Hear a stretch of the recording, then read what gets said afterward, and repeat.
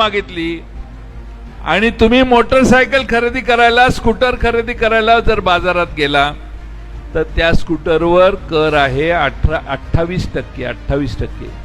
1 लाख रुपयाची स्कूटर असेल तर 28,000 रुपये सरकारला द्यायचे आणि मग स्कूटर आपल्या घरी घेऊन यायला लागते.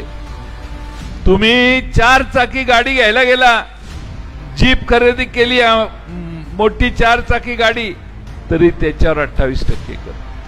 पण तुमच्यातल्या कुठल्या आमच्या भगिनीला हेलिकॉप्टर विकत घ्यायचं असेल तर ते मात्र स्वस्त आहे, 5%च कर आहे त्याच्यावर. असं हे सरकार आहे.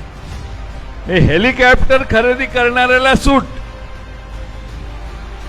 पण गाडी, मोटरसायकल, सायकल खरेदी केलं तर त्याच्यावर 28%, 18%, 24% असे कर हे सरकार लावते.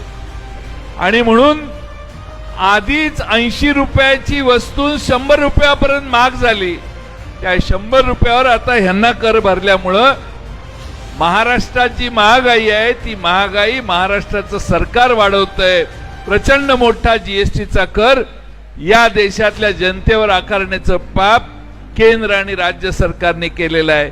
त्यातून तुमची सुटका करण्याची गरज आहे.